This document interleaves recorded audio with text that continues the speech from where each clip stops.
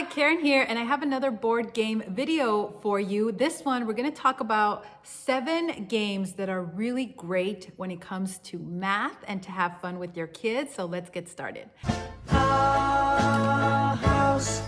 Hi there, my name is Karen. Welcome back to our house. And if you're new here, welcome. I hope you consider subscribing. I like to talk about sustainable and enjoyable homeschooling.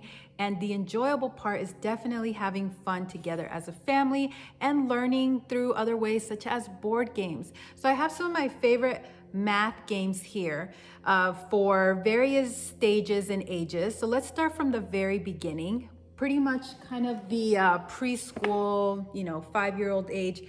Count your chickens. I've talked about this before in another game. This is a cooperative game, so everybody works together to win or lose. You usually end up winning though, but there's counting involved. So that is, very simple. Then we have here Tenzi. This was a gift from a friend, and there's several different variations. It's just, as you can see, different color die, but there's different variations that you can use to play the game, such as keep rolling them until all the dice are the same color, or, there's other variations, like I said, but this can be a lot of fun for especially the younger kids. When they're learning their math facts, this is a great game, Trifecta. And so obviously this is working on fact families, and you're trying to use up all your numbers in math facts there.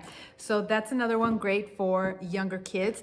One more for the younger kids is 10 Fish. I have a video and I will link it down below with the creator of these following games that I'm going to show you. These are great card games. So 10 Fish, I really like using this with kids that are just starting to memorize their math facts. And you play this just like Go Fish.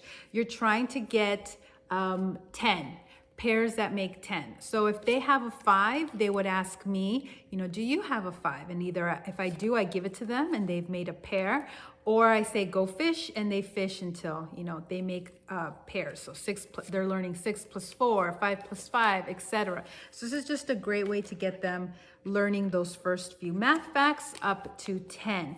Now, a couple other games that she has created is Absolute Zero. This is another card game, and there are also several different variations to this.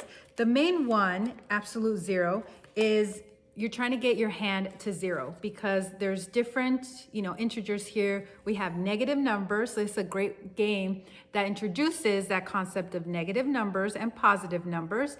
And you're trying to get your hand to absolute 0.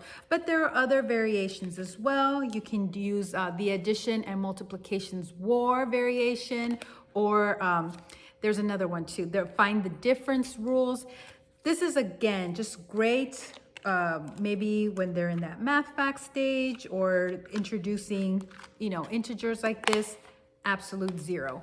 Another one that she has is Hunch. This is a math mystery game where, you have your cards and you have a hunch of what you think the card number is, and then you turn it around and see how far off you were. Here's the scale from -5 to 5. So again, just a lot of practice with the integers there.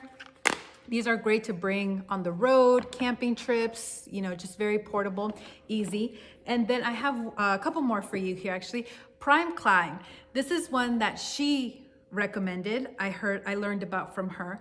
And you're rolling the dice, and the goal here is to get both your pawns as you roll the die to go all the way to the number 101. So this is great for introducing prime numbers because there's a different color-coded system. The red numbers are prime numbers, but you're trying to either add, subtract, you can multiply, you can divide, you can use factors of to get to 101. So there's a lot of strategy there, and the instructions kind of give you some ideas, because sometimes they might need to subtract and go backwards so that then later on they can multiply and get closer to that 101. And they realize that up to a certain point, they can no longer multiply. They'll go over 101. This is here, and this is great for ages 10 and up. Honestly, I didn't know if my kids would really like this game, but they did. They wanted to keep playing even when I was like, okay, I'm never gonna get to 101. They wanted to keep trying. So that could be really fun. And then the last one here is cribbage, which is essentially a card game, and then you track your score on this pegboard here. So there's just a lot of counting, a lot of math here as well. So if you like card games, check out cribbage as well. I will leave a link down below to all of these. And if you have a favorite math related game, let me know in the comments down below. I'll also leave a link to my review videos of other game boards as well. All right, I'll talk to you soon. Bye.